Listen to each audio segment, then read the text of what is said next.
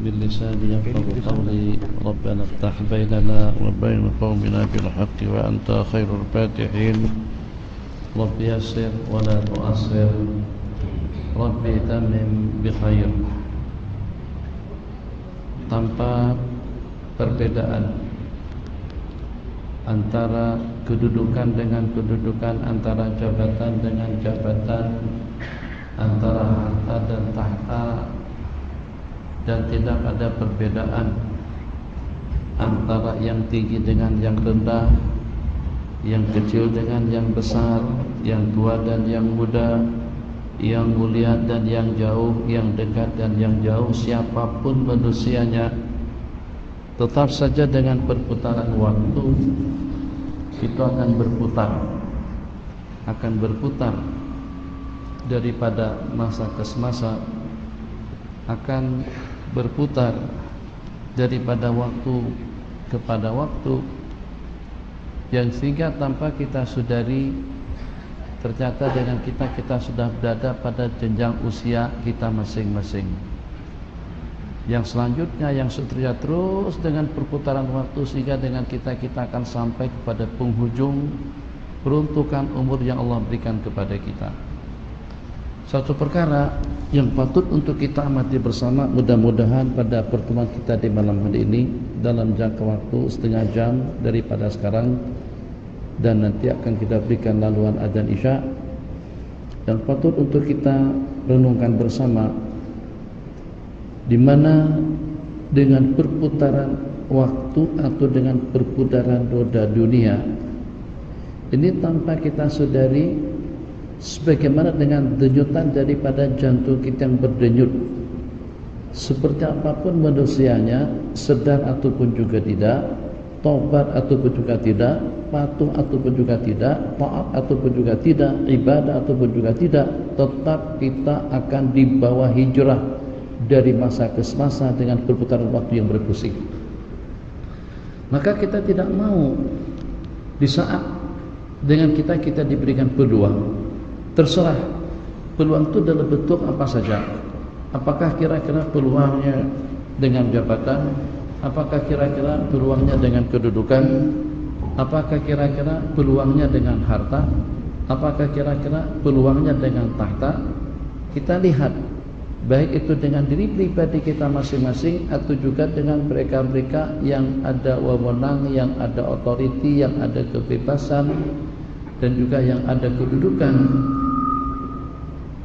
Ternyata pada saat dengan kita dapat memanfaatkan waktu, peluang dan kesempatan yang diberikan kepada kita dengan baik, alhamdulillah, setelah kita pincir, setelah kita tinggalkan jabatan, setelah kita tinggalkan tugas-tugas harian kita yang dahulu dengan kita sibuk dengan tugas kita masing-masing, tapi ternyata tuh dengan lembaran daripada peninggalan kita, kesan baik daripada usaha dan upaya kita pada waktu kita menjabat, pada waktu kita mendapatkan amanah, pada waktu kita mendapatkan satu kepercayaan daripada orang ramai, sejuk rasanya kalau ternyata itu berlakunya di zaman kita, kalau itu berlakunya pada masa kita memerintah, kalau itu berupanya masa kita ada jawatan, kalau itu wujudnya dan sampai sekarang berkembang pesat dan juga justru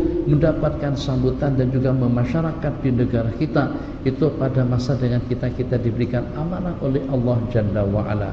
Maka begitulah sepatutnya dengan kita yang pada waktu sebelum kita dihijrahkan oleh Allah daripada jabatan, sebelum kita dihijrahkan Allah daripada wewenang dan leluasa dan juga dengan kedudukan, maka bagaimana dengan kita mampu, sebagaimana kita berpacu dengan waktu, tapi sebelum waktu menghabiskan kita dengan anugerah nikmat yang Allah berikan kepada diri kita masing-masing, kita sudah mampu untuk memanfaatkannya buat masa depan kita sendiri, buat masa depan kita masing-masing. Alhamdulillah, apa yang dapat kita laksanakan pada masa kita menjawab, apa yang dapat kita rubah, apa yang dapat kita ajukan, apa yang dapat kita masyarakatkan, apa yang dapat kita bina pada saat ketika itu.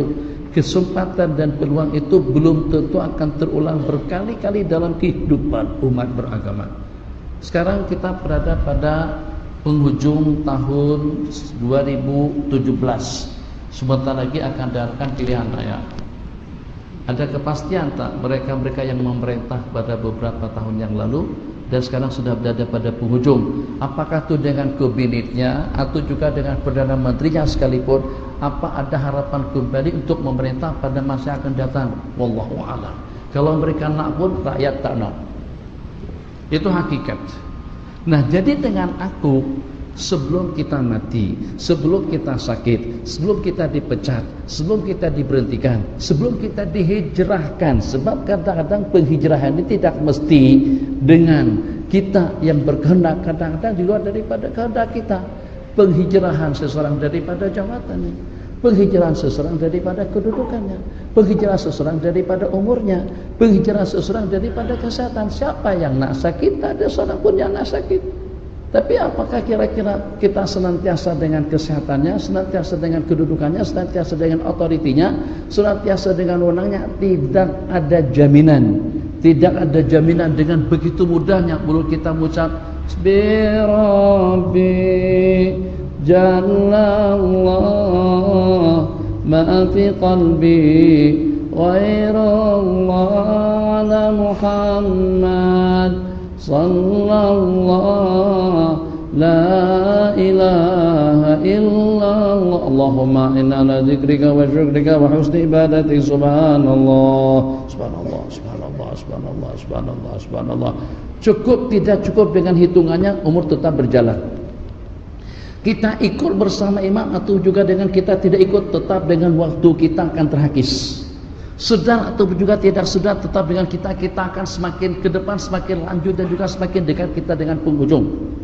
Baik dengan kita yang sedar dengan perputaran waktu, yang nganggur, yang santai, yang tak tahu diri, yang zalim, yang diktator, yang samsing, yang lupa daratan, mabuk kepayang, tidak tahu untuk apa dengan kita diciptakan oleh Allah, atau juga dengan orang yang menghabiskan waktunya demi untuk patuh dan taat dan setia kepada Sang Pencipta. Perputaran waktu tidak pernah terkecuali kepada sesiapapun. Tetap berjalan, tetap berlangsung. Prasangka ucapan selamat jalan 1438 dan dia tidak akan kembali kepada kita. Dengan cara macam manapun kita nak sekat, kita nak halang, kita rayu, kita mohon, sebagaimana sejak saja kita terus saja pengajian nanti akan kedengaran bunyi jam boleh disekat? Tidak boleh. Sudah menjelang waktu Isya. Jadi dengan kita sebelum dimanfaatkan oleh waktu, dihabiskan oleh umur, ternyata dengan kita tanpa menyadari waktu kita sudah hampir berakhir, kesempatan kita sudah hampir terhakis, atau kesempatan kita sudah hampir habis. Sebelum kita dihadapkan dengan realiti dan juga dengan keadaan yang seperti itu, cobalah dengan kita berpacu dengan waktu. Kalau kau berputar, aku juga akan berputar dengan ibadahku, dengan zikir dan tasbihku, kebijakanku, keadilannya, ramah tamahnya. Masya Allah, tabarakallah, luar biasa. Kalau pada waktu dengan kita dapat mengkondisikan waktu kita seperti itu. Tadi dengan kawan-kawan di pondok, minta maaf live, saya ulang kembali sebab kita sekarang dengan jamaah yang berbeda. Ustaz Hafiz mungkin tidak teramati dengan kita setelah Allah merencanakan untuk menciptakan makhluk di atas permukaan bumi dengan firman Allah yang berbunyi inni ja'ilun fil ardi khalifah, aku akan menciptakan khalifah di atas permukaan bumi. Pada saat ketika itu dengan rencana Allah Jalla wa'ala mendapatkan tantangan dan bantahan hebat daripada para malaikat-malaikat Allah. Tidak hanya setakat komplain, memprotes dan menghalang yang Allah rencanakan tadi itu, tapi dengan mereka berargumentasi dengan 3 alasan. Qalu ataj'alu fiha, apakah engkau Maksudnya kepada Allah Jalla wa'ala. Allah berfirman untuk menciptakan khalifah di atas permukaan bumi. Malaikat langsung memprotes, komplain. Ataj'alu fiha, satu alasan yang pertama, argumentasi yang pertama atas bantahan tadi itu, ataj'alu fiha may yufsidu fiha, kumpulan yang akan melakukan kerusakan di atas permukaan bumi. Argumentasi yang kedua, bantahan malaikat diperkuat kembali dengan dalil yang kedua, dengan alasan yang kedua, wa yasfikud dima, dan mereka akan melakukan pertumpahan darah. Wa nahnu nusabbihu bihamdika wa nuqaddisu lak, dan dengan kami senantiasa bertakbir, menyanjung dan memuji Allah Jalla wa ala. Yang pertama akan melakukan kerusakan, yang kedua melakukan pertumpahan darah antara sesama mereka, dan itu memang terbukti. Yang ketiga, apa perlunya kalau maksud dan tujuan Allah menciptakan makhluk di permukaan bumi ini sebagai khalifah, itu adalah untuk ibadah, untuk zikir, untuk tasbih, untuk tahmid, untuk agar lahir generasi yang mampu untuk mengubudiyahkan diri mereka kepada Allah Jalla wa'ala. Kalau itu matlamat khalifah diciptakan di permukaan bumi ini hanya untuk tasbih, tahmid dan takbir, hanya untuk ibadah dan pengabdian diri kepada Allah Jalla wa'ala, maka itu sudah terpenuhi dengan malaikat-malaikat yang tidak pernah melakukan kejanggalan, tidak pernah terbabit dengan yang negatif, tidak pernah terbabit dengan perkara-perkara mungkar, tidak pernah terbabit dengan perkara-perkara maksiat, senantiasa patuh dan taat, sami'na wa ata'na dengan segala perintah-perintah Allah Jalla wa ala. Tapi ternyata dengan tiga bantahan tadi itu tetap juga ditolak oleh Allah. Allah berfirman, inni a'lamu ma la ta'lamun, aku mengetahui perkara-perkara yang dengan kalian tidak tahu. Apa kira-kira yang diketahui oleh Allah Jalla wa'ala? Sejenak saja kita ajak berpikir. Ini dengan batu kifnya, itu dengan gunungnya, itu dengan tanahnya, itu dengan airnya, itu dengan pulaunya, itu dengan planetnya, itu dengan tumbuh-tumbuhannya, itu dengan tanamannya, itu dengan makanannya, itu dengan buah-buahannya, itu juga dengan udaranya, dengan cuacanya. Ada dalam berapa ribu macam bentuk ciptaan Allah Jalla wa'ala. Apakah itu kira-kira yang ada di dalam air? Apakah itu yang ada di antara langit dan bumi? Apakah itu yang ada di atas permukaan bumi? Apakah kira-kira yang berada di bawah kolong langit? Itu kesemuanya tersedia dan telah Allah ciptakan sejak pada beberapa juta tahun yang lalu.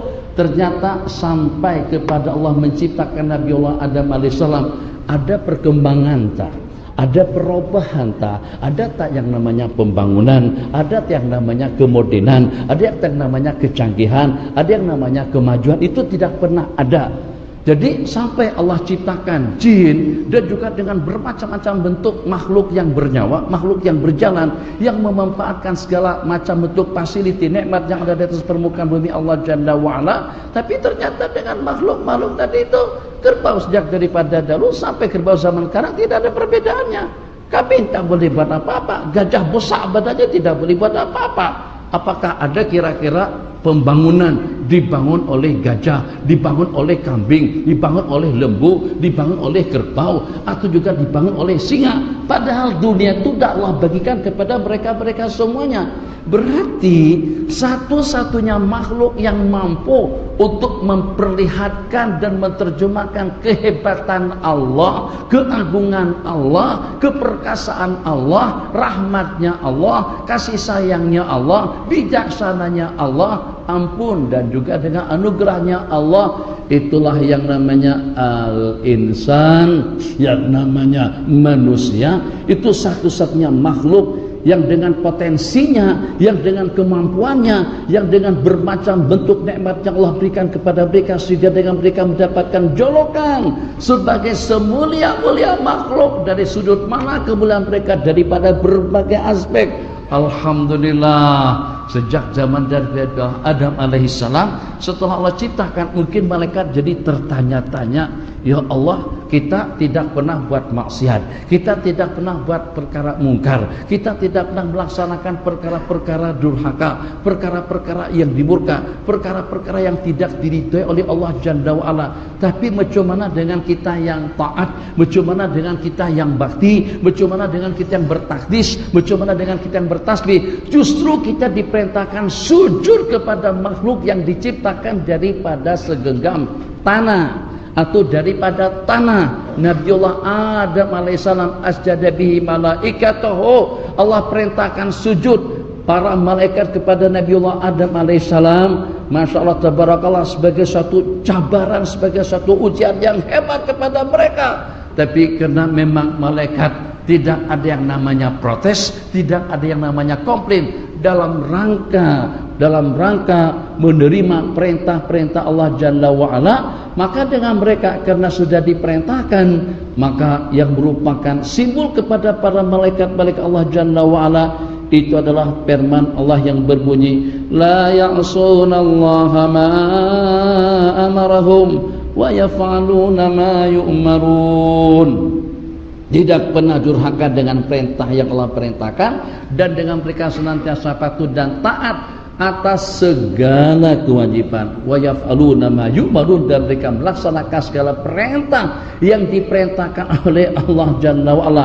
Maka dengan malaikat pun sujud. Tapi bagaimanapun kita sebagai manusia ingin mengamat dan juga ingin memahami kira-kira agar seperti apa malaikat pada saat ketika diperintahkan sujud kepada Nabiullah Adam alaihissalam, kepada insan yang baru diciptakan, kepada manusia yang nantinya akan melakukan kemungkaran dan juga pertumpahan darah dan kerusakan di permukaan bumi. Sedangkan untuk tasbih, takdis dan juga untuk amal dan ubudiyahnya itu terpenuhi dengan mereka. Sebagaimana saya katakan tadi, yang walaupun sehebat para malaikat-malaikat Allah Jalla wa'ala, lihat saja dengan yang namanya tamadun, yang namanya pembangunan, yang namanya perubahan, yang namanya cabaran, itu ternyata tidak boleh dengan para malaikat-malaikat Allah. Malaikat-malaikat Allah tidak akan tergugah nafsu, atau juga tidak akan tergugah, tidak akan tercabar keinginan mereka dengan rayuan dan juga dengan bujuan daripada sesiapa saja makhluk yang bakti dan taat dan setia kepada Allah Jalla wa'ala. Makhluk yang aku ciptakan ini mempunyai beberapa aspek, mempunyai beberapa keistimewaan. Sifat malaikiyahnya ada, sifat bahaimiyahnya pun juga ada, mampu menghadapi sembarang cabaran, tantangan dan problem dalam kehidupan mereka.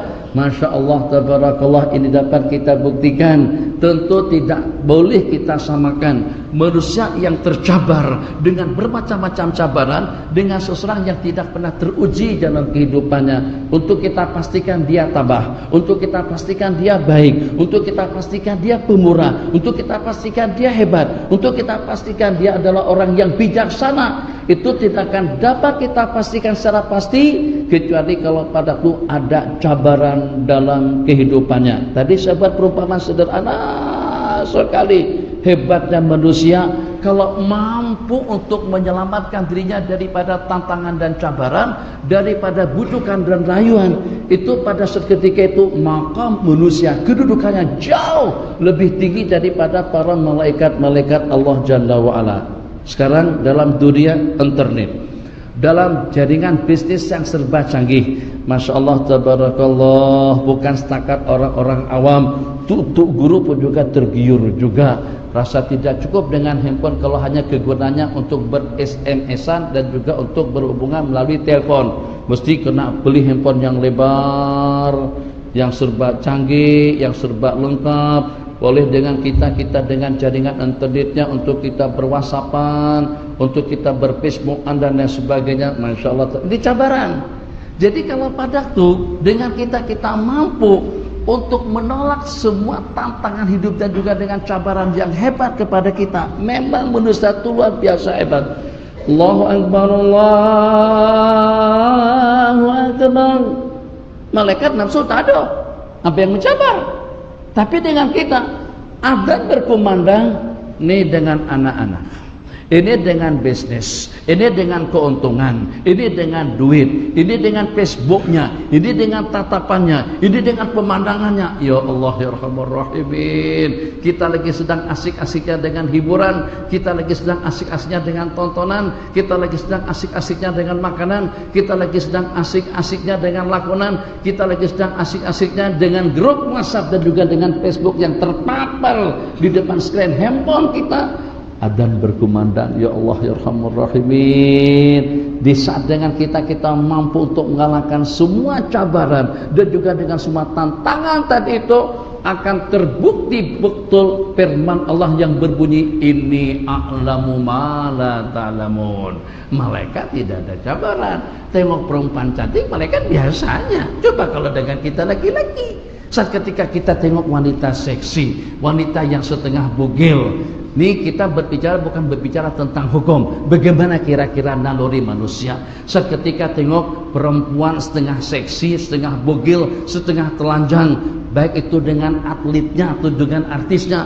Pertama cantik, yang kedua mempesona, yang ketiga seksi, yang keempat Masya Allah tabarakallah ramah tamah dengan kita. Faqalat hai talak, kata Sayyidatuna Zulekha, mari dipersilahkan. Ayo, bagaimana?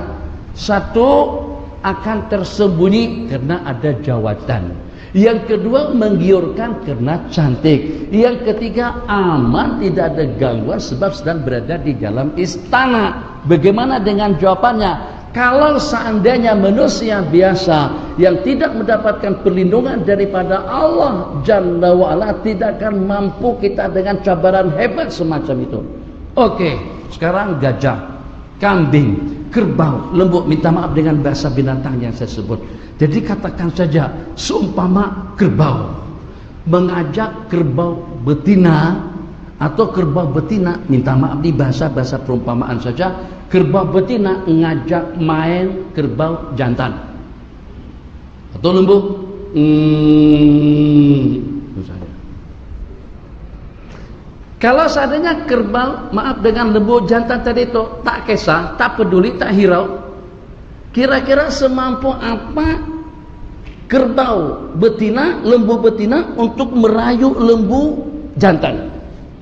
Dia boleh atau kambing meh. Dia memang teringin sangat, nakkan sungguh meh. Tapi yang jantan nampak tak peduli, tak kisah meh. Justru ditinggalkan lari sama yang jantan. Manusia seketika punya keinginan, kalau seandainya tidak tergiur kita dengan paras yang cantik, dia akan bersolek, dia akan berdandan, dia akan berias. Bagaimana supaya nampak kelihatan kemerah-merahan pipinya? Bagaimana supaya nampak kelihatan lebih seksi dengan solekan dan juga dengan gincunya? Bagaimana kira-kira kalau tidak tergiur dengan paras muka yang cantik? Dia londehkan pakaiannya, dia buka sedikit pakaiannya, dia nampakkan kecantikan dan kejelitaannya yang naik dan yang turun, inkhifadha dengan irtifat. Tengok dengan fashion pakaian, tengok dengan pakaian yang mereka pakai. Jadi tidak hanya setakat kita ini digoda dengan kecantikannya, dengan kejelitaannya, tapi justru juga dengan suaranya, dengan rayuannya, dengan bujukannya. Kambing membujuk meh, itu saja. Ada tak kira-kira dengan bujukan yang lain daripada meh? Tak ada. Lembu merayunya kalau tadi lagi ya sudahlah. Tapi manusia seketika merayu seorang laki-laki atau juga sebaliknya, tidak boleh dengan helah yang semacam itu kita cari, dia cari helah yang lain. Kalau saya tidak tergiur dengan rambut, mungkin itu dengan bagian belakang daripada tubuhnya, mungkin itu dengan punggungnya, mungkin itu dengan bagian daripada dadanya. Inna lillahi wa inna ilaihi raji'un.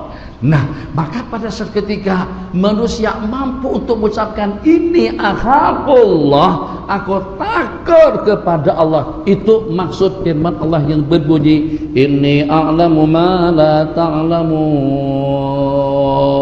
Kamu akan buktikan nanti. Ada yang tegak berdiri Allahu Akbar sepanjang malam dengan bacaannya, sepanjang malam dengan tahajudnya, sepanjang malam berdiri ya itu sampai subuh seperti itu. Sampai orang kesian dikatakan ramai di kalangan para sahabat Nabi kita yang ada garis hitam di bawah mata di sini. Ada 2 garis hitam di bawah mata. Nangis, nangis, nangis. Malaikat tidak tahu tentang keadaan seperti itu. Malaikat tidak ada cabaran.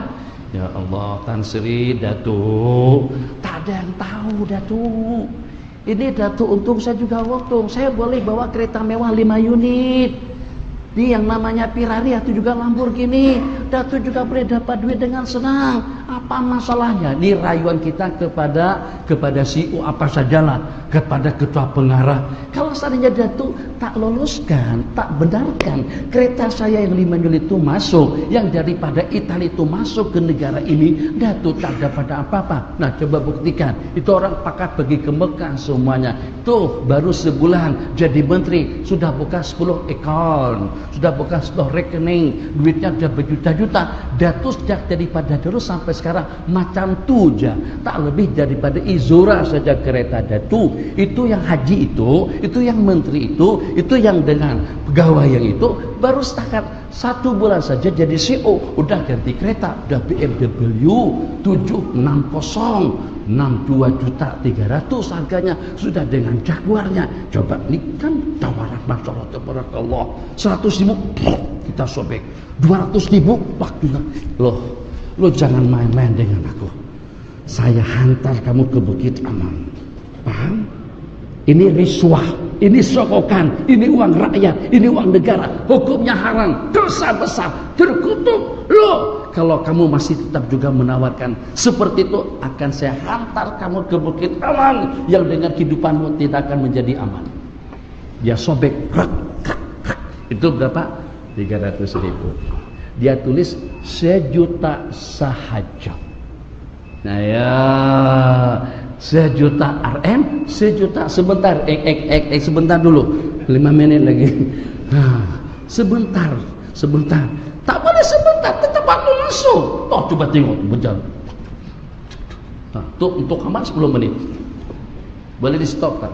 Tak boleh. Itu kita dihijrahkan oleh waktu. Jadi di kita yang pernah jadi CEO, ketua bagian, ketua jawatan, ketua pengarah, jadi menteri, jadi gubernur, jadi DO, atau juga jadi penghulu, jadi apapun. Yang kalau pada saat ketika dengan kita punya wewenang, jangan sampai kita tidak menggunakan wewenang kita untuk kita mendapatkan ridhonya Allah, untuk kita mendapatkan rahmatnya Allah, untuk kita mendapatkan keampunannya Allah. Kenapa?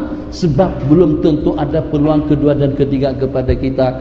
Masya Allah, tabarakallah. Jadi dulu Kiai Zainuddin MZ pada masa berceramah, kata beliau, seorang pegawai tinggi kerajaan disogok. Bukan sakat pegawai tinggi kerajaan saja, tu guru juga disogok. Maka sogokan kepada tu guru tadi itu, tu guru ini memang komitmen betul. Haram, haram, halal, halal. Tak boleh berubah. Halal menjadi haram, haram menjadi halal. Cik minta maaf. Tak boleh. Tak ada Islam. Kurang lebih. Tapi Pak Kiai, enggak ada tadi Pak Kiai, tapi tak ada. Haram, haram, selesai, tutup. Indonesia 10 juta. Tak boleh. Haram. 30 juta pakai haram, 50 juta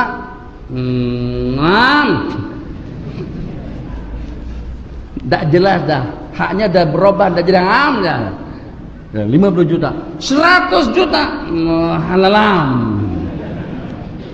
Fikir penuh. Duit boleh merubah akidah, duit boleh merubah keyakinan, duit boleh merubah perilaku dan perangai. Yang sehingga kalau saya sebut duit itu sebagai penghulu mukjizat, yang tidak boleh menjadi boleh, yang boleh menjadi haram, itu kena dengan wewenang duit yang berkuasa. Alhamdulillah, Masya Allah, tabarakallah.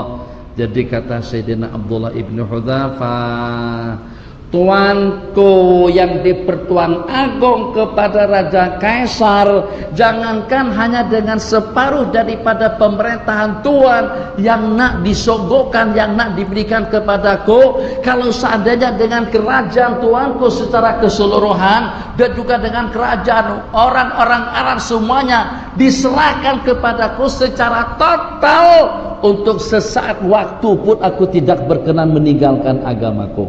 Nah, itu kira-kira dalam berapa ramai jenis yang seperti itu.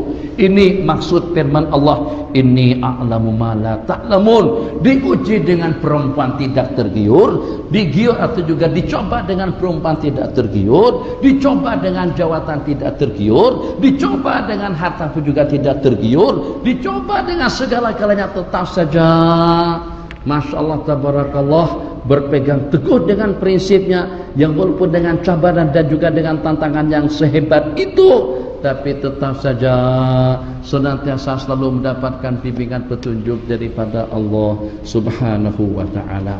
Maka ahbabana fillah, dengan tajuk ma'al hijrah, sebelum kita dihijrahkan daripada kesehatan, gunakan mulut, gunakan tangan, gunakan kaki, gunakan leluasa. Kemudian yang Allah bagikan nanti Bang Senusi, ada waktunya dengan kita sudah tidak boleh berjalan. Tengok seumpama dengan mak kita, tengok dengan seumpama bapak kita masih hidup lagi tapi sudah tidak leluasa, menangis. Kalau seandainya kita meratapi keadaan diri kita pada saat ketika itu, kalau seandainya kita tidak dirawat pun di hospital, di ward mana, cukup hanya dengan faktor usia, cukup hanya dengan faktor gangguan yang mengganggu. Ya Allah, Allahu Akbar, Allahu Akbar, meleleh air mata. Nak buat lagu mana untuk kita datang, kaki tidak boleh diangkat, nak bergerak kaki tidak boleh kita langkahkan, tinggal keinginan semata-mata. Ya Allah, beratnya mulut, minta maaf ya, minta maaf. Orang stroke kan Yo. Sekarang awak nak sebut apa? Nyanyi, oke.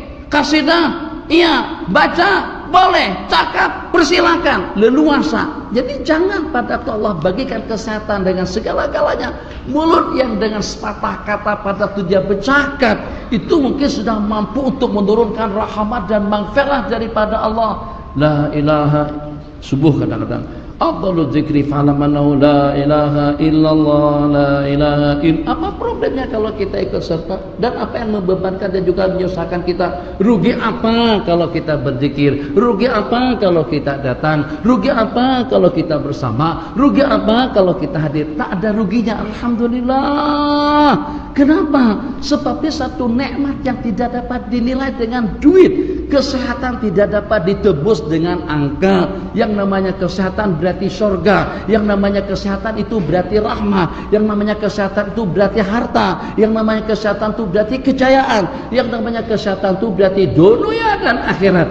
Maka pada itu kesehatannya masih dengan kita, jangan senyap, jangan diam, jangan nganggur. Kalau memang mampunya disahur kita sahur, kalau mampunya disebut kita sebut, kalau mampunya kita untuk kita bersama subhanallah, subhanallah, subhanallah, subhanallah, dengan hitungan yang cukup, subhanallah, alhamdulillah, alhamdulillah. Jangan dipangkas-pangkas, jangan dikurang-kurangkan. Ajaran daripada baginda jangan kita hijrahkan daripada hitungannya, jangan kita hijrahkan daripada sukatannya. Nabi kita kata 7, kita baca 7. Nabi kita kata 3, kita baca 3. Jangan kita lebihkan, jangan kita kurangkan. Tapi tidak mengapa kalau kita lebihkan daripada hitungannya, itu lebih baik.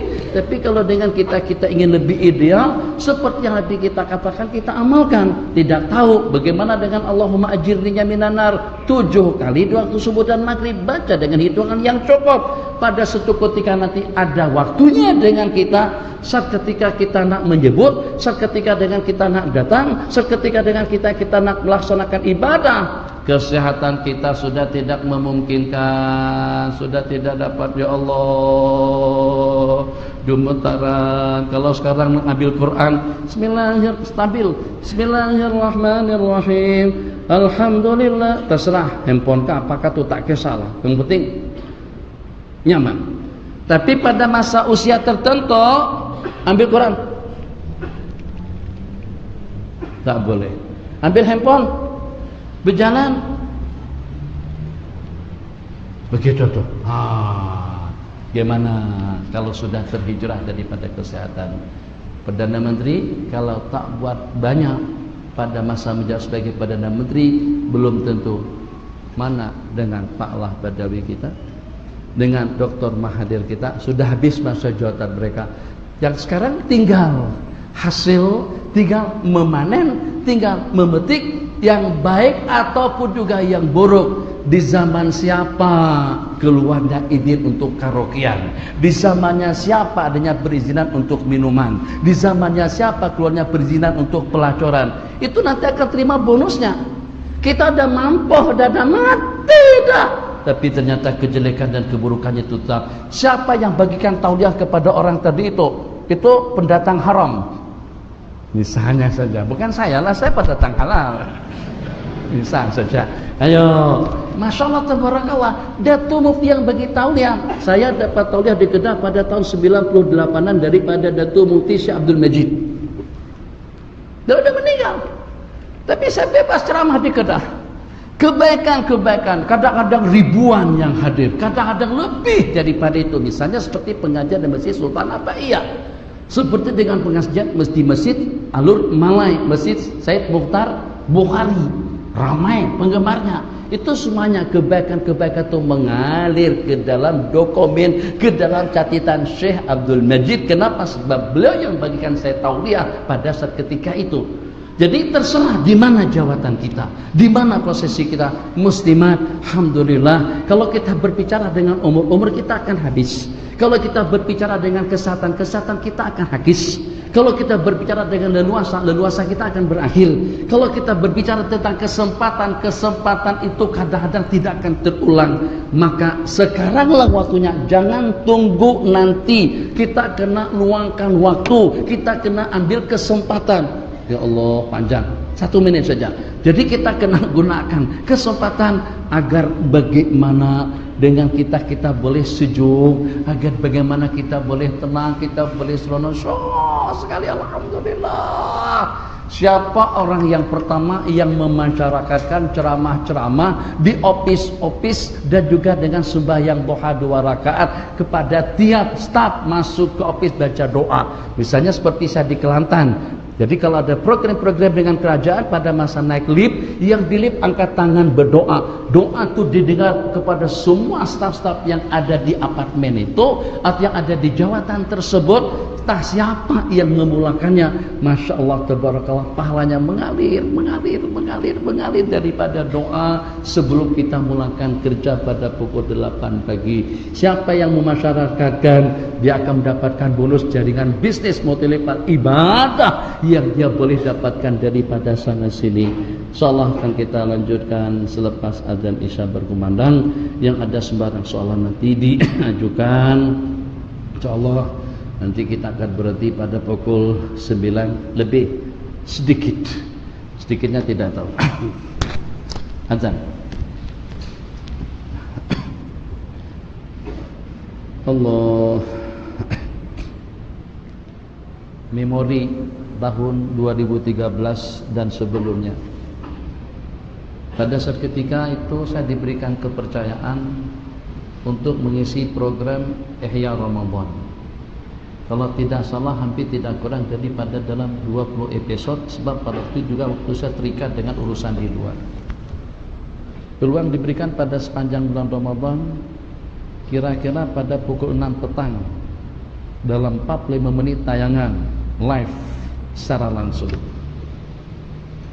Alhamdulillah, saya tidak menyesal yang pada saat ketika itu, yang walaupun diberitahukan dan kita sudah semua tahu ada yang namanya bilik rias soleh, Pak, kelihatan merah delima dan supaya nampak kelihatan lebih ceria. Kalau memang orang tuh bodoh yang walaupun disolik diri tetap bodoh dia. Awak tuh nakkan mukanya kah, atau nakkan ceramahnya, atau juga nakkan penyampaiannya, ilmu pengetahuan yang akan dikongsikan. Alhamdulillah pada saat ketika itu kawan-kawan sampaikan persyaratannya, tak nak dirias, tak nak diserik, tak nak didadan, tak nak membabitkan diri kepada benda yang Nabi kita laknat.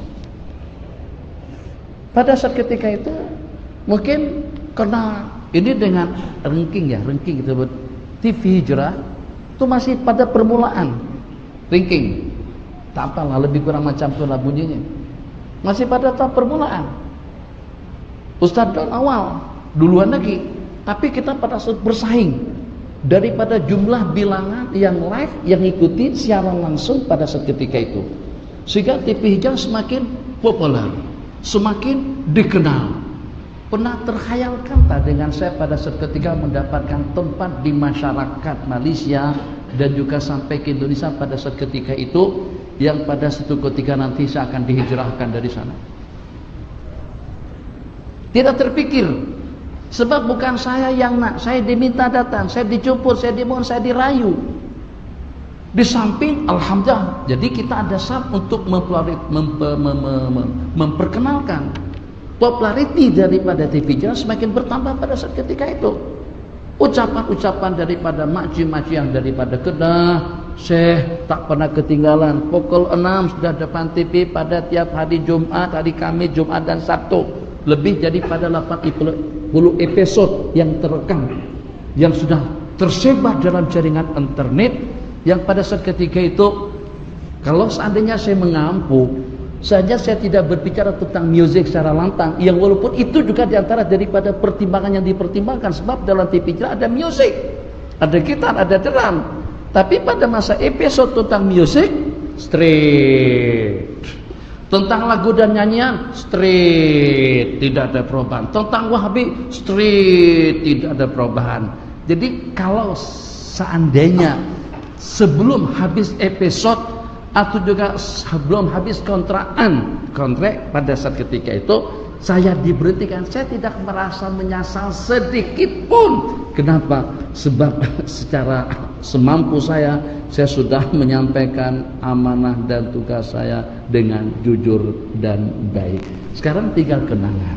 Seandainya pada saat ketika itu saya bertoleransi betul dengan si U misalnya, atau dengan atasan, atau dengan pihak-pihak tertentu, kalau memang maunya haram, ram. Kalau memang maunya halal, halal. Kalau memang maunya remang-remang, larang. Itu seperti itu. Itu mungkin saya akan kekal. Mungkin saya tidak dapat memastikan sesuatu, tapi yang sekarang pasti sekarang Hijrah sudah tak ada, yang ada TV CN TV, Syekh Nuruddin TV, buat TV sendiri kita sekarang. Yang sekarang jaringannya lebih luas. Sebab kalau dahulu paling rakyat Malaysia saja yang nonton, sekarang jaringannya sampai kemana-mana. Korea hadir, Cina ikut, Mekah iya. Begitulah juga dengan kawan-kawan yang live.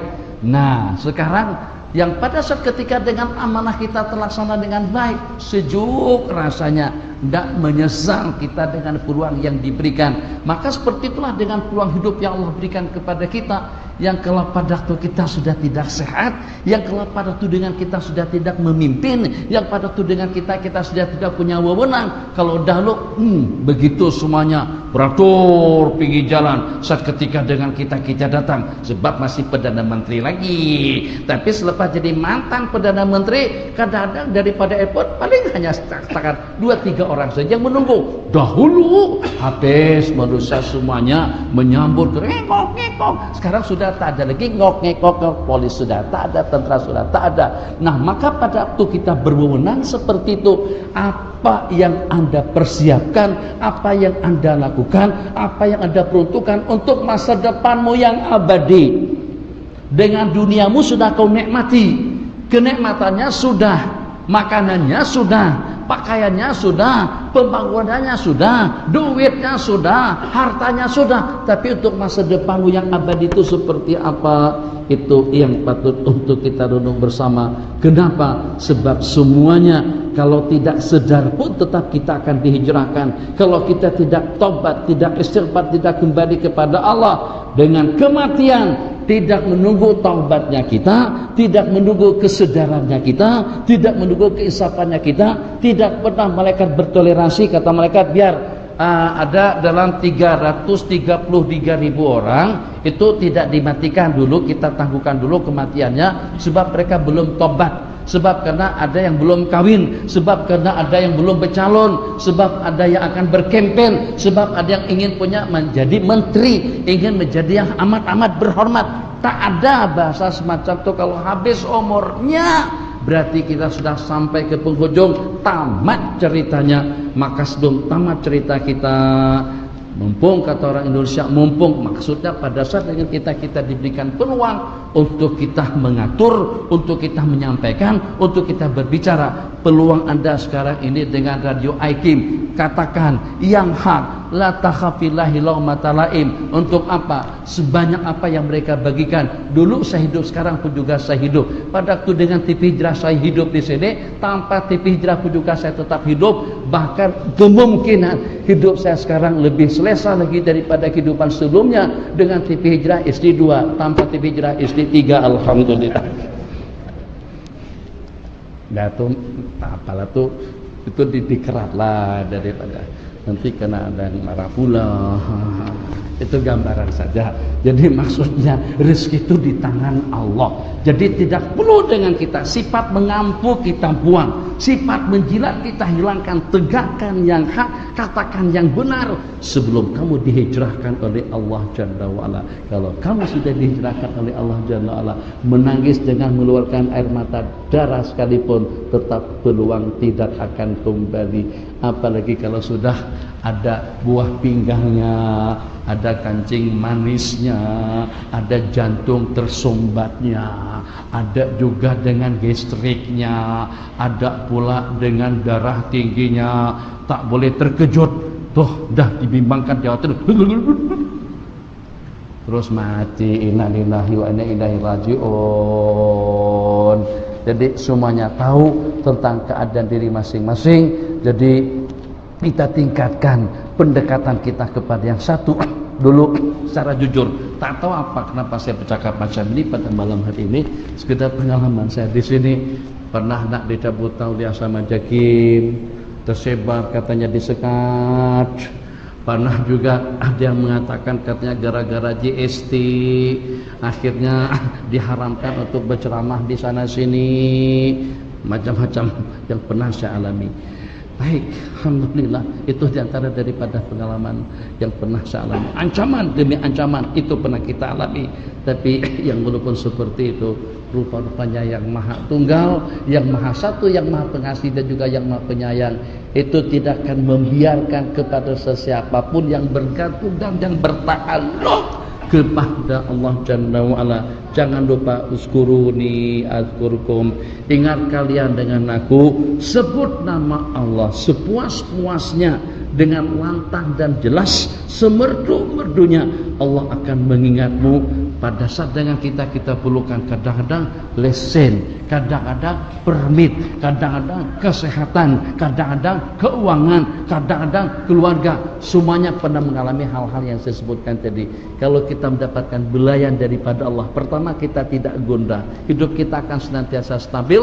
Kemudian yang kedua, kita senantiasa dibimbing oleh Allah Jalla wa'ala, yang sehingga yang walaupun hidup dengan apa adanya, yang walaupun hidup tak mewah mana, tapi hati kita tentram. Tanamkan satu keyakinan, nih yang berkumpul pada malam Jumat yang lalu dapat kita melaksanakan sembahyang maghrib secara berjamaah. Padahal yang pada hari itu Kamis itu bukan hari cuti. Cuti bermula daripada hari Jumat, Sabtu dan Ahad. Tapi ternyata pada malam Jumat, malam tahun baru 1439, Allah berikan kemudahan kepada kita untuk kita datang ke masjid pada detik-detik pertama dengan terbenamnya matahari hari terakhir daripada bulan Dzulhijjah. Mulut kita basah dengan menyebut nama Allah, dan juga dengan detik-detik pertama daripada malam tahun baru Hijrah 1439 termulakan perjalanan waktu kita dengan Allahu Akbar, sembahyang maghrib berjamaah. Itu satu nikmat yang kalau seandainya KLCC Malaysia dunia dengan segala kekayaannya itu tidak setanding dengan anugerah nikmat yang Allah bagikan kepada kita. Maka jangan sampai dengan kita merasa kerdil. Justru sepatutnya kita sedih, sepatutnya kita menangis kalau pada waktu kita tidak dipilih Allah pada waktu-waktu yang mulia untuk hadir ke tempat-tempat yang mulia. Ya Allah, kenapa saya tidak bersama? Ya Allah, kenapa saya tidak terkejut? Ya Allah, kenapa aku tidak bangun? Ya Allah, kenapa aku tidak mendapatkan kemudahan? Balik ke rumah ya Arhamar Rahimin. Sepanjang khutbah berlangsung pada hari Jumat semalam tuh saya mengantuk, saya tak tahu langsung apa yang dikhutbahkan dan apa yang dibicarakan. Itu sepatutnya kalau seandainya dengan kita mendapatkan segala kemewahan hidup, dengan segala kemampuannya, dengan segala leluasanya, dengan segala kedudukannya sekalipun, tapi dengan kita terelak daripada bimbingan hidayah dan petunjuk daripada Allah, dunia dengan segala isi-isinya itu tidak akan mampu menandingi nilai langkah-langkah kita pada waktu kita menuju rumah Allah Jalla wa'ala. Maka ahbaba nabilah sedikit mengaitkan dengan peringatan daripada pengurusi majlis tadi itu. Maka setelah Allah pilih kita untuk datang ke masjid, tadi saya terlambat, minta maaf, minta ampun. Bukan saya yang tersalah, bukan kami yang bersalah. Yang bersalah itu adalah kereta. Bukan kereta yang salah itu adalah jalan. Bukan jalan yang bersalah, orang ramai yang balik KL daripada Pahang karena besok sudah dikerja. Jadi kereta jalannya semacam kurang-kurang pelan, berhenti, jalan, berhenti. Jadi satu pelajaran yang patut kita pelajari pada waktu jam macam tu, macet. Kata sana macet. Seperti itu kata kancil, hey Lamborghini, yang walaupun kita beda jenama, awak mewah, megah, mahal, cantik, indah, bagus, tapi sama jamnya. Jadi jangan sombong ya. Kamu tak boleh terbang semacam mana aku tak boleh jalan, kamu juga tidak boleh jalan. Pada harga kamu 30 kali lipat lebih mahal daripada aku. Selamat BMW, selamat Mercedes S-Class, selamat Jaguar, selamat Lexus, selamat kereta mewah, semuanya sama-sama kita menunggu lampu hijau. Nah, belajar tawadhu. Kalau tidak, dulu mati-mati ngekok,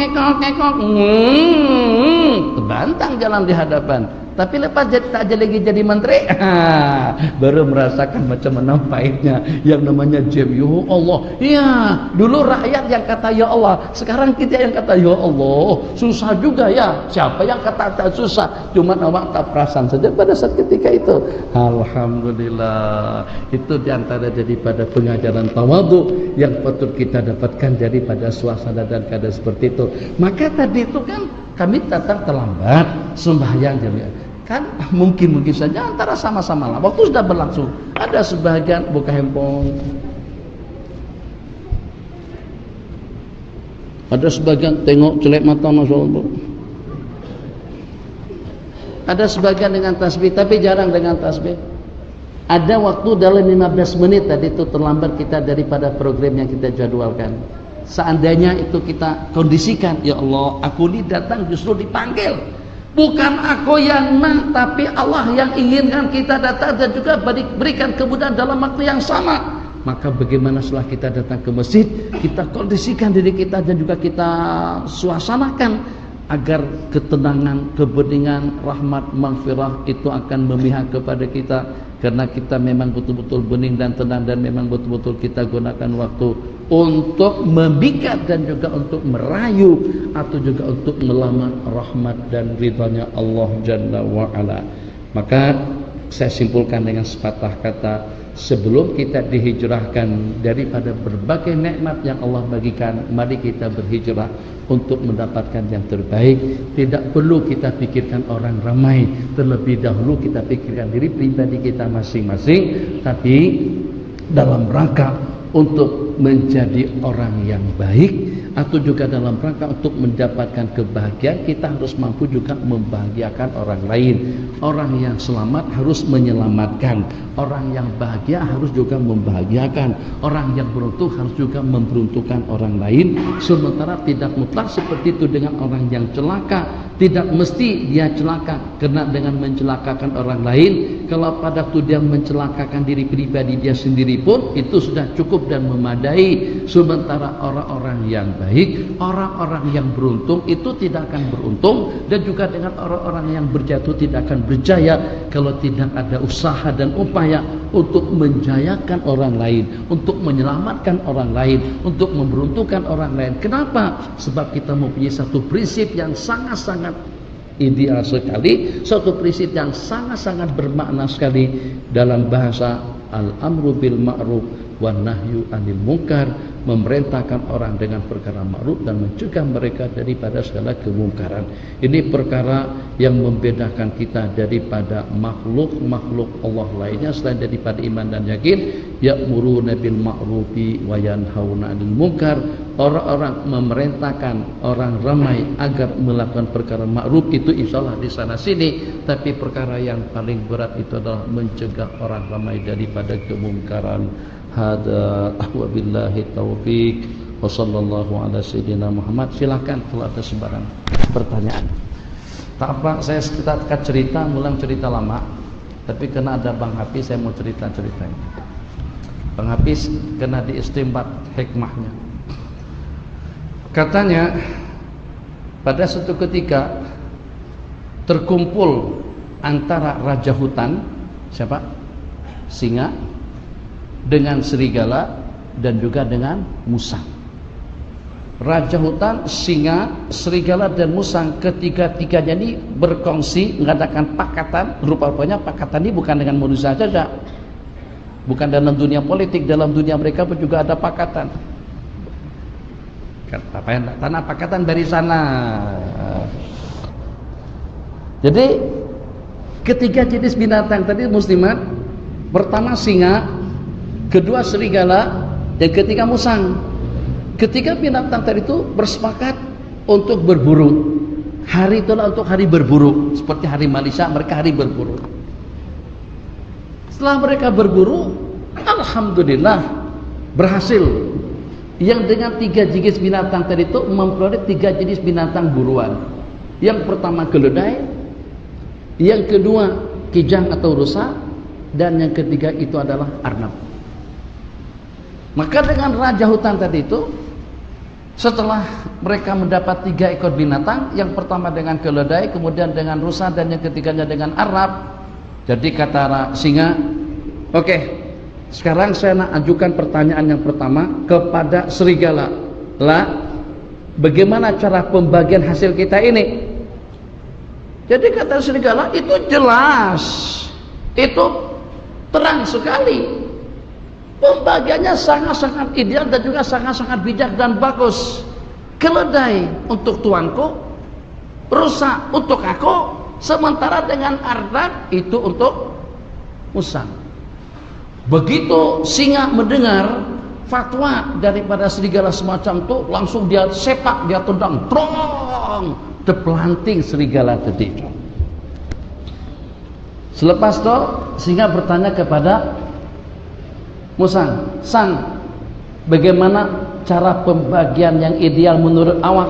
Itu tidak perlu pikir panjang, jelas cara pembagian yang ideal itu adalah keledai untuk tuanku makan siang, sementara dengan rusa untuk tuanku makan malam, dan untuk santai-santai di waktu petang dengan memakan arnab. Jadi kata tuanku, sialan lo dapat fatwa, dapat keputusan seperti itu tuh daripada mana? Jadi kata musang menjawab, daripada sepakan tuanku tadi itu. Paham? Jadi maksudnya boleh membuat seseorang itu jadi tidak bijak, jadi tidak senonoh, jadi tidak waras pemikirannya kalau ditekan. Begitu dia tengok nasib serigala kena sepak sama singa, Maknanya kalau aku bagi fatwa yang lebih kurang semacam itu, aku kena sepak juga, akan kena tendang juga. Makanya dipatwakan yang walaupun merugikan dia, akhirnya musang tak dapat bagian apa-apa. Tapi fatwa itu sangat-sangat menyeronokkan tuanku. Nah, kenapa kau berfatwa semacam itu? Sebab karena aku tengok sepakan tuanku tadi itu kepada serigala. Yang kalau pada waktu seseorang itu ditekan, dipaksakan, itu kadang-kadang akan terkeluar pandangan, pemikiran fatwa, atau juga dengan pencerahan yang tidak cerah, dan juga dengan pandangan yang tidak betul. Cukup, silakan Facebook. Bismillahirrahmanirrahim. Assalamualaikum warahmatullahi wabarakatuh. Mohon pandangan mengenai seseorang yang tidak berpegang pada mana-mana mazhab, tapi dalam masa yang sama memilih untuk mengamalkan pandangan yang dirasa kuat sesuai. Jadi kira-kira apa ada yang protes kalau saya yang tidak tahu kawasan masjid ini di mana letak dan di mana posisinya? Saya pandai mandu dan saya ada lesen, tapi saya tidak boleh datang kemari. Kenapa? Karena saya tidak tahu jalan. Kalau bergantung semata-mata dengan GPS, dengan Waze, kadang-kadang dia sampai di perapatan jalan dia senyap. Masih ada dalam 800 meter lagi, kata dia belok kanan, lepas 800 meter belok kanan. Tapi kadang-kadang pada saat ketika sampai kita di perapatan jalan simpang 4, dia senyap, tak bercakap. Bahkan ada bunyi kata dia, ada bunyi kan, bunyi tek. Maksudnya terlepas daripada jaringan, tak ada kawalan, tak ada line di situ. Nak pergi ke mana? Kanan, kiri, straight atau macam mana? Jadi macam tu. Jadi kalau seandainya dengan seseorang yang tidak mau bermazhab, dia berkemampuan, dia ada kebolehan, hukum hakamnya di kepala dia, hadis-hadis ahkamnya di kepala dia, hadis-hadis yang berkenaan, hukum hakam yang berkenaan di dalam ayat yang ada di dalam ayat pun juga dengan dia, disebut dengan ayatul ahkam, disebut dengan ahadisul ahkam. Di samping juga tahu cara penggunaan dalil itu seperti apa. Kalau memang dia sampai kepada tahap seperti derajat mujtahid ulama-ulama kita dahulu, silakan saja. Tapi yang bagaimanapun tetap nanti dengan hasilnya tidak akan jauh berbeda daripada fatwa-fatwa dan juga daripada ijtihad ulama-ulama kita dahulu. Kalau dikatakan dia bukan mampu untuk berijtihad secara mutlak, akan tapi hanya setakat memilih dan pilih mana pendapat yang lebih arjah, mana pendapat yang lebih kuat. Yang lebih kuat itu menurut siapa dulu? Kalau menurut kamu itu siapa? Kemampuan kamu itu seperti apa? Jadi kalau seandainya dengan kita mengatakan aku akan banding-bandingkan antara dalil dengan dalil, antara mazhab dengan mazhab, antara pendapat dengan pendapat, itu kita terima dan siapapun wajib menerimanya kalau dia punya level kemampuan sama dengan ulama-ulama yang kita permasalahkan, yang kita perdebatkan antara pandangan dan juga antara pendapat-pendapat mereka. Tapi kalau dengan level kita di bawah, itu paling yang rajih menurut kita. Yang kalau seandainya salah satu daripada ulama yang berbeda pandangan dengan Anda itu hidup, Anda tidak akan mampu untuk bertahan dengan argumentasi dan juga dengan dalil-dalilmu. Jadi tidak seperti yang diduga, tidak seperti yang dianggap oleh kalian, sebodoh yang kalian duga mereka, tidak. Baik itu dengan Al-Imam An-Nawawinya, dengan Imam As-Suyutinya. Kadang-kadang karena mereka tuh lebih banyak bergelut dengan kita-kita pergi, jarang-jarang kedengaran pentasihan sebutan tentang hadis, sehingga kita beranggapan orang itu tidak ahli hadis. Tidak demikian. Misalkan saja seperti dengan Syekhul Islam Zakaria Al-Ansari, Al-Imam Ibnu Hajar Al-Haythami. Banyak di kalangan masyarakat yang tahu bahwasanya Imam Ibnu Hajar Al-Haythami ini adalah salah satu daripada ulama faqih, ulama fikih dalam mazhab Al-Imam Asy-Syafi'i. Begitu juga dengan Maulana Syekhul Islam Zakaria Al-Ansari. Tapi tidak ramai orang yang tahu, bahwasanya mereka ini juga merupakan salah satu daripada ulama hadis, al-muhaddits kabir. Kalau dikatakan hafiz seperti dengan istilah yang kita gunakan sekarang ini, mereka diantara daripada yang layak untuk diberikan gelaran yang seperti itu. Hanya kita inginkan kepada mereka-mereka yang mengatakan kami ikut kepada pendapat yang lebih arjah, ikut kepada pendapat yang lebih kuat, ikut kepada dalil yang lebih sahih, kalian harus serius. harus komitmen dengan pendirian yang seperti itu. Yang saya lihat secara pribadi dan yang saya dengar dan yang kita teliti dan yang dilihat oleh orang ramai, justru dengan kalian membabitkan diri kepada pendapat-pendapat yang lemah. Jadi itu bukan dalil yang lebih arjah. 3 misal, tidak perlu lebih daripada itu. Kalau kita selidiki akan lebih banyak.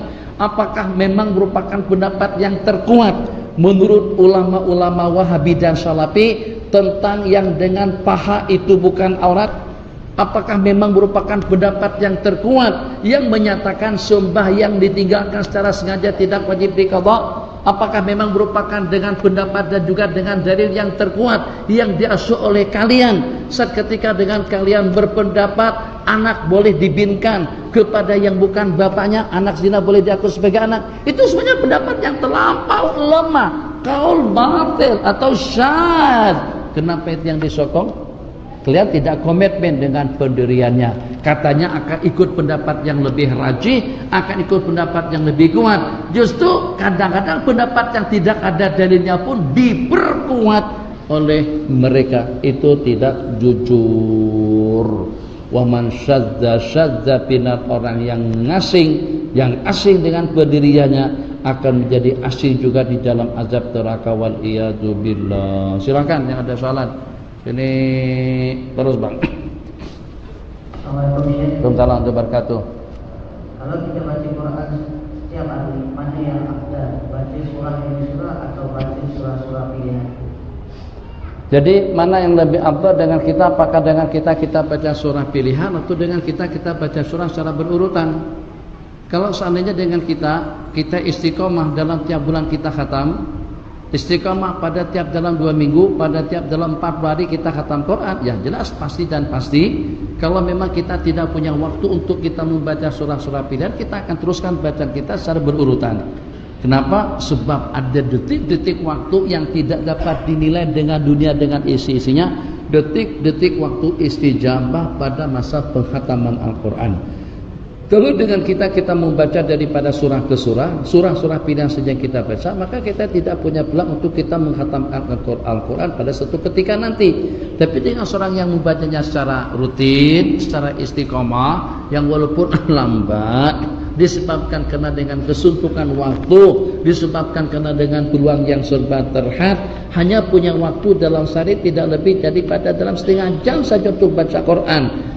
Jadi kalau saya boleh istiqamah seperti itu, jelas lebih elok dengan orang yang seumpama dia membaca Al-Quran secara berurutan, sehingga nanti yang walaupun selepas 6 bulan akan ada waktu untuk dia menghatamkannya. Tapi kalau kita tidak demikian, maka jangan sampai dengan kita tidak meluangkan waktu untuk kita membaca surah-surah pilihan. Qul huwallahu ahad jangan tidak dibaca. Al-Mu'awwidzatain, Qul a'udzu birabbil falaq dengan Qul a'udzu birabbin nas jangan tidak dibaca. Qul ya ayyuhal kafirun jangan tidak dibaca. Idza zulzilatil ardu zilzala jangan tidak dibaca. Alhaakumut takatsur juga jangan tidak dibaca. Ini surah-surah yang pendek yang mudah diamalkan. Tak apa kita berlangganan dengan 5 surah tadi itu. Rakaat pertama Bismillahirrahmanirrahim. Idza zulzilatil ardu zilzalaha. Rakaat yang kedua alhaakumut takatsur. Tapi elok kita baca secara berurutan. Nanti berikutnya kita baca alhaakumut takatsur dengan wal asri dan 2 sembahyang. Tadi yang pertama idza zulzilatil dengan wal adiyati dhabha. Katakan saja tutup sembahyang subuh. Sembahyang zuhurnya kita baca alhaakumut takatsur dengan wal asar. Waktu kita melaksanakan sembahyang asar kita baca qul ya ayyuhal kafirun dengan idza jaa nasrullah.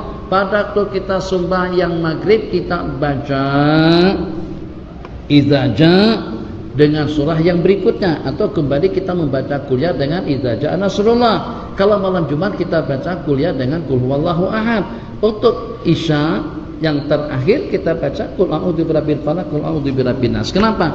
Dengan surah-surah pilihan yang pendek tadi itu, kalau dengan seumpama 2 surah yang terakhir, maka dengan bagi Nabi memperkatakan kepada salah seorang daripada sahabat, inginkah aku perkenalkan Anda dengan 2 surah istimewa? Jadi pada saat ketika itu, setelah Nabi kita beritahukan sahabat berkenaan 2 surah istimewa tadi itu adalah qul a'udzu birabbil falaq dengan qul a'udzu birabbin nas. Jadi kata Sayyidina Jarir Al-Bujali radhiyallahu ta'ala anhu, Tampak kelihatan dengan saya tidak berikan respon positif kepada baginda, tak merasa bertuah sangat dengan nasihat atau juga dengan 2 surah yang Nabi kita sebutkan tadi. Maka pada subuh hari itu Nabi kita baca 2 surah tersebut. Pada waktu Nabi kita mengimami mereka, Qul a'udzu birabbil falaq pada rakaat yang pertama, Qul a'udzu birabbin nas pada rakaat yang kedua. Terus Nabi kita noleh kepadaku, macam mana kalau sampai terpilih untuk sembahyang yang teristimewa, berarti agung betul yang namanya al-mu'awwidzatain, Qul a'udzu birabbil falaq dengan Qul a'udzu birabbin nas. Qul huwallahu ahad kita dah tahu. 3 kali Qul huwallahu ahad sama dengan kita menghatamkan Al-Qur'an. Idza ja'a nasrullah di dalam hadis sama pahalanya dengan 1/4 sesuku Al-Quran. Macam itu juga dengan Qul ya ayyuhal kafirun. Alhaqumut takasur pahalanya Nabi kita bersabda sama dengan membaca 1000 ayat daripada Al-Quran. Idza zulzilatil ardu zilzalaha, itu pahalanya sama dengan setengah Al-Quran. Kalau berpeluang lagi sambung dengan tabaraknya, dengan waqiahnya, dengan surah yasinnya, dengan alif lam mim tanzilnya, dengan surah Dukhannya. Itu amalan rutin daripada surah-surah pilihan yang patut untuk kita amalkan dalam keseharian kita. Yang lain 10 menit. Allah, silakan Bang. Assalamualaikum warahmatullahi wabarakatuh. Di dalam Al-Quran ada menyebut Allah lah yang menurunkan sesuatu kerajaan dan yang menaikkan sesuatu kerajaan dan yang menurunkan sesuatu kerajaan.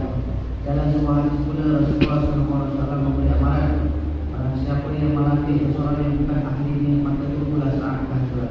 Soalan saya, adakah ayat Al-Quran dan hadis tersebut merujuk kepada urusan melatih seorang pemimpin? Apakah ayat tersebut menunjukkan adakah ayat Al-Quran dan hadis tersebut merujuk kepada urusan melatih seorang pemimpin? Jadi tentang yang diangkat dan yang diturunkan oleh Allah Jalla wa Ala, itu daripada rangkaian ayat. Dan juga dengan hadis yang diriwayatkan Nabi kita bersabda, idza usnidal amru ila ghairi ahlihi fantadhirus sa'ah. Apabila dengan satu urusan itu diserahkan kepada yang bukan ahlinya, maka nantikanlah kebinasaan dan juga dengan kehancuran. Baik kebinasaan dan kehancuran maksudnya kepada jabatan, kepada organisasi, kepada politik, kepada kehidupan, atau yang dimaksudkan dengan fantadhirus di situ nantikanlah as-sa'atu as-sughra. Sebab as-sa'ah artinya hari kiamat itu ada yang kubra, ada yang sughra. Nantikanlah kebinasaan dan kehancuran yang boleh menimpa kepada umat. Apakah hubung kait daripada ayat dan hadis tadi itu ada kena mengenanya dengan pencalonan pemimpin? Bagaimana tidak? Itu adalah merupakan satu amanah, merupakan satu kewajiban yang diwajibkan kepada kita, yang dengan kita akan dipertanggungjawabkan oleh Allah Jalla wa Ala. Terpilih atau tidaknya itu ketentuan daripada Allah. Allah nak angkat dia untuk memimpin, Allah nak turunkan dia daripada jawatan. Itu leluasa kudrat yang dengan kita tidak boleh komplain. Yang walaupun kampanyenya dengan duitnya atau dengan usahanya, Masya Allah tabarakallah, minta maaf jangan diambil berat sangat. Setakat dengar saja. Ada pengundi-pengundi hantu, ada pengundi-pengundi syaitan, ada pengundi-pengundi iblis misalnya. Sudah juga digunakan macam-macam jenis pengundi tadi itu, tapi tetap kalah juga. Itu makna Allah mengangkat dan juga menurunkan. Allah takna yang kalau pada itu dipilih oleh Allah Jalla wa Ala, itu pun juga tidak berarti sebagai satu nikmat yang Allah bagikan. Jangan sekali-kali dengan kita beranggapan yang namanya cobaan dan ujian itu kalau pada waktu kita dicoba dan diuji dengan musibah, dengan bala dan juga dengan malapetaka. Jangan sampai sekali-kali kita beranggapan kita diuji kalau pada itu dengan kita mendapatkan cobaan dan tantangan yang semacam itu. Justru juga yang namanya cobaan dan malapetaka daripada Allah seketika dengan kita diuji dengan harta, dengan jawatan, dengan kedudukan, dengan kesehatan, juga dengan kesenangan. Jadi di dalam Al-Quran dinyatakan Allah menguji kalian bil khairi wasyarri fitnah. Allah uji manusia dengan kebaikan dan juga dengan kejelekan atau dengan keburukan itu sebagai satu fitnah, sebagai satu ujian daripada Allah Subhanahu wa taala. Maka kalau seandainya pada masa pemilihan nanti, katakan saja dengan kita sudah calonkan, kita sudah bercalon, kita sudah cadangkan dan kita sudah dicadangkan, tapi ternyata kalah. Tanamkan dalam keyakinan hati, pasti dan pasti Allah yang maha mengetahui dengan niatku, yang maha mengetahui dengan rencanaku, yang maha menata dan juga yang maha mengatur, yang maha bijaksana dan juga yang maha hebat dan adil. Tidak akan mungkin Allah elakkan aku daripada keinginan yang kita inginkan, melainkan di sana terdapat 1001 hikmah dan rahasia yang tidak kita ketahui. Maka dengan demikian, kalah dan menang itu tidak membuat kita jadi tidak stabil. Kita tetap stabil, tenang, nyaman, bening. Ya Allah, kita lakukan yang termampu dengan kita. Kita lakukan apa yang dituntut kepada kita, tentang kesudahan dan juga dengan penghujungnya serahkan kepada yang maha adil dan juga kepada yang maha bijaksana. Tapi tetap kewajiban kita mendambakan dan juga memilih dan mencalonkan yang terbaik daripada semuanya. Silakan Haji. Politik itu ketepikan dulu, yang lain daripada hijau, biru, kuning apa segala.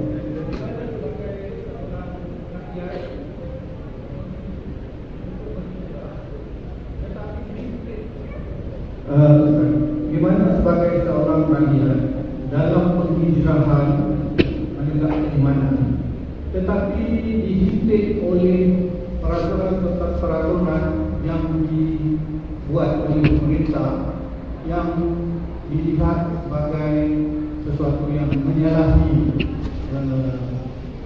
keimanan seseorang. Oke, jadi bagaimana? Memang kalau sudah terhimpit itu susah lah.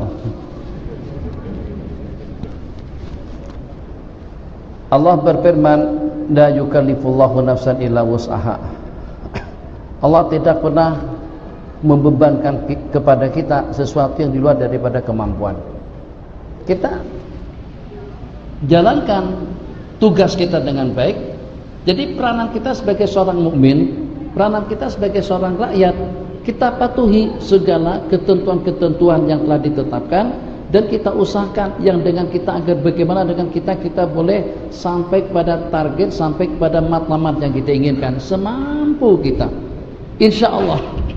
Jadi Allah tidak pernah memaksakan, baik itu kepada generasi yang pertama atau juga dengan generasi yang berikutnya, agar dengan kita harus buat keseimbangan, harus dengan kita mampu mengimbangi. Kalau kita tidak boleh melakukan yang lebih, paling tidak seimbang, itu tidak pernah. Allah berfirman, wa a'iddu lahum mastata'tum min quwwah. Ini dalam suasana peperangan di jalan Allah. A'iddu, persiapkan untuk melawan musuh, mastata'tum min quwwah, yang termampu daripada kekuatan. Jadi insya Allah tanggung jawab kita itu sudah lepas. Sudah kita peringatkan, sudah kita nasihati, kita sudah berikan teguran, sudah kita berikan pencerahan. Itu tidak boleh, itu tidak betul, itu terlarang, itu terkutuk. Yang kalau pada tudingan kita sudah melaksanakan tugas kita sebagai seorang amir bil ma'ruf nahi anil munkar, insya Allah kita sudah bebas, lepas tanggung jawab nanti di sisi Allah pada hari pembalasan. Tapi kalau seandainya dengan kita seperti yang Nabi kita sabdakan di dalam hadis, tidak ada pendirian, ikut situasi, suasana dan keadaan. In ahsanan nasu ahsanto, kalau orang ramai berbuat baik, aku juga akan berbuat baik. Kalau orang ramai terbabit dengan yang buruk, aku juga akan terbabit. Nabi kita bersabda, walakin waqtilu anfusakum, akan tetapi pastikan sikap dan posisi kamu.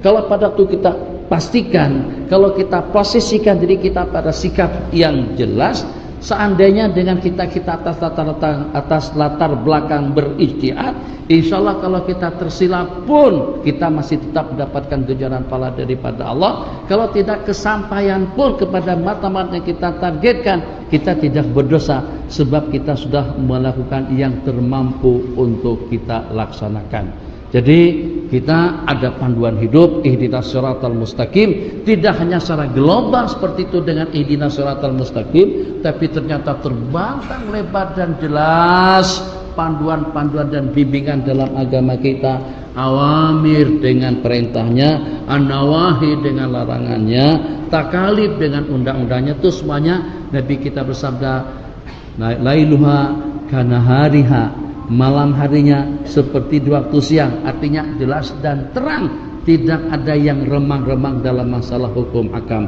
Maka dengan demikian tidak sewajarnya dengan kita menyamarkan keadaan disebabkan kena pertimbangan politika atau pertimbangan tentang seseorang. Sebab kenapa? Sebab kalau seandainya yang namanya amanah itu sudah tidak ada lagi daripada kita, itu berarti yang tercabar itu adalah iman dan keyakinannya. Nabi kita bersabda, la imana liman la amanatalah. Tidak ada iman bagi orang yang tidak ada amanah, yang tidak ada kejujuran dalam hidup.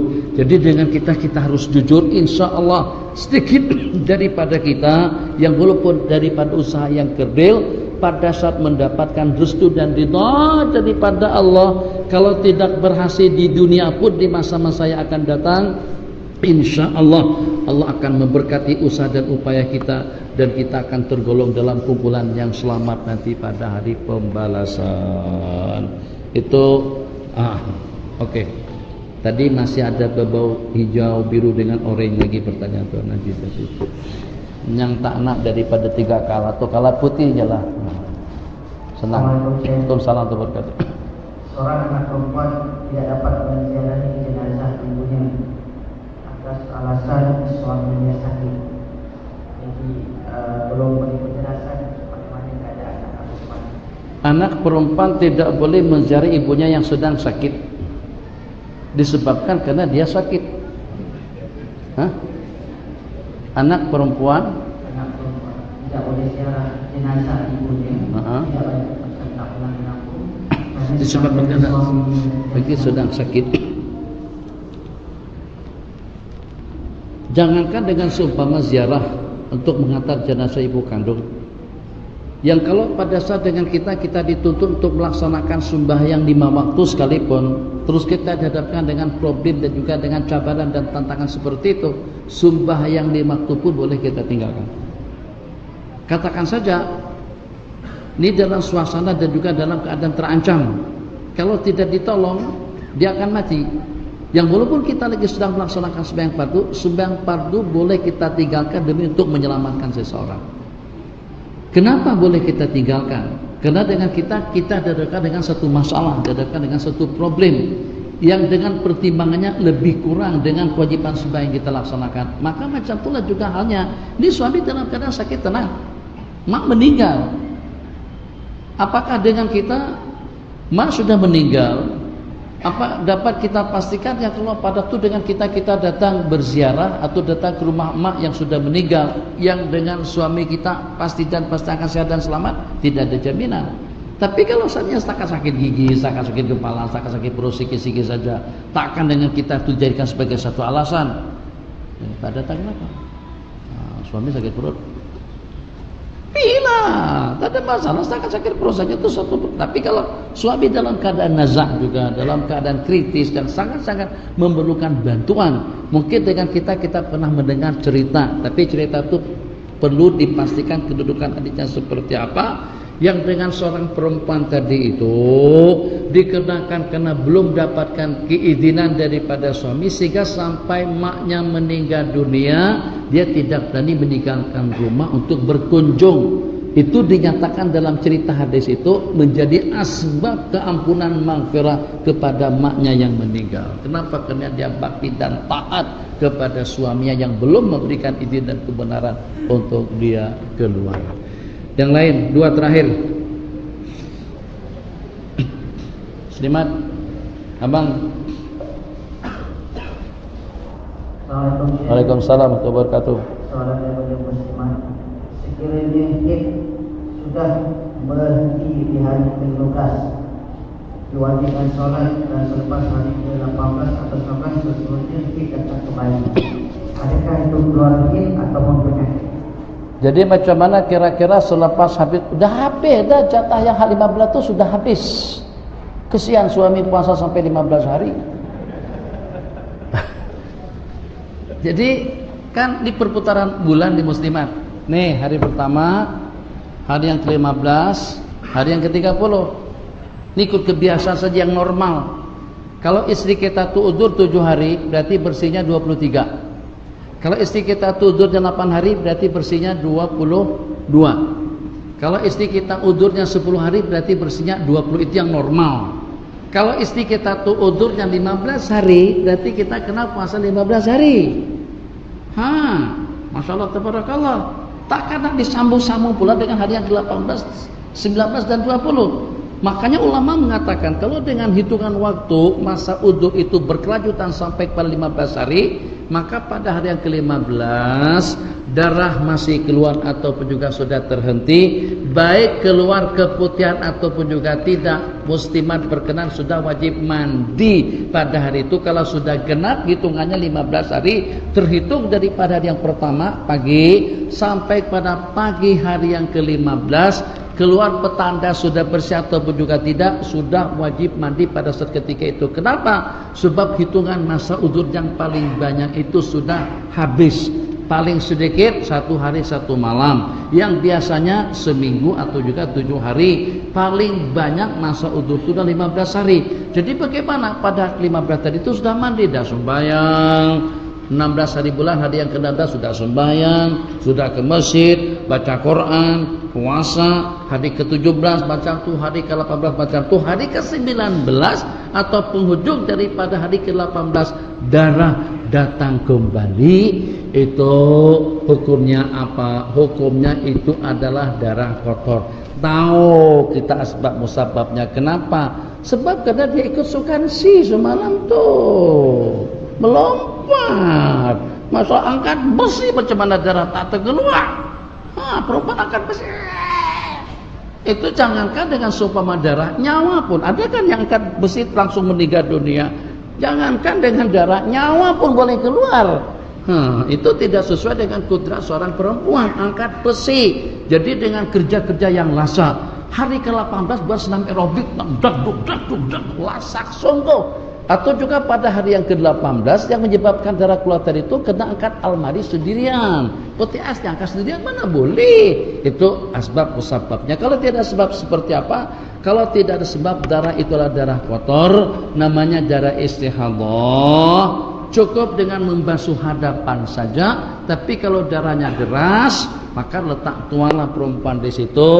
Dan untuk sembahyang nanti, setelah adzan berkumandang, basuh hadapan, ganti tualanya, tampalkan kembali di situ, berwudu secepatnya, selepas wudu langsung sembahyang. Pada masa sembahyang terasa seperti ada darah menetes, tak kisah. Kalau darah keluar sepanjang sembahyang pun tetap dengan sembahyang diteruskan, dan dia tidak membatalkan sembahyangnya. Hanya saja untuk sembahyang fardu, kalau nak melaksanakan sembahyang jamak takdim ataupun juga jamak takhir, maka harus memperbaharui wudu dan juga mengganti tuala penampal, kain kapas yang ditampalkan di situ untuk menyekat supaya darah tidak mengenai pakaian dalam. Perempuan yang dalam keadaan semacam itu sama dengan laki-laki dalam keadaan salisil bol.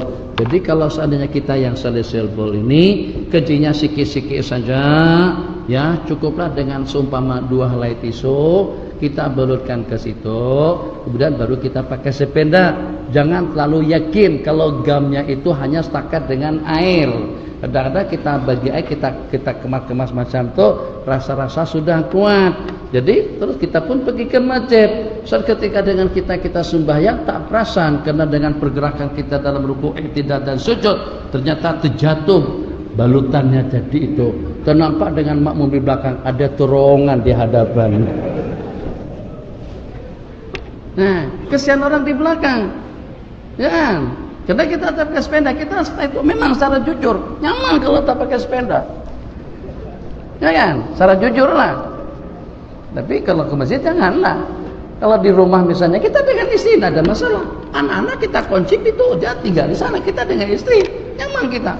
Bahkan kadang-kadang dengan lipatan kain itu pun kadang-kadang agak menyusahkan juga. Udah kita rungkai kerak, kita rungkai. Kenapa? Kita tidur dengan istri, tak ada masalah, selesai rasanya.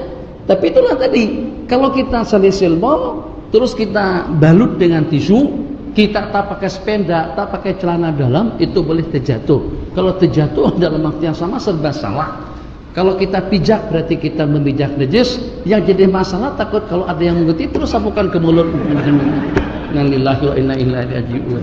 Itu sorban siapa yang ada di situ? Masalah. Tosalis. Jadi kalau dengan muslimat insyaallah tidak demikian. Jadi kembali pada pertanyaan tadi itu, wanita berkenaan tetap suci dan bersih, tidak akan kembali masa udurnya kecuali setelah sampai ke penghujung bulan. Tadi bersih pada 15 hari bulan, tunggu dulu.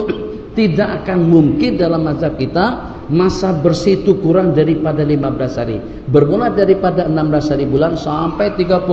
Kalau seandainya ada darah keluar kembali, itu kita hitung daripada bulan yang berikutnya. Terakhir hadis alhamdulillah.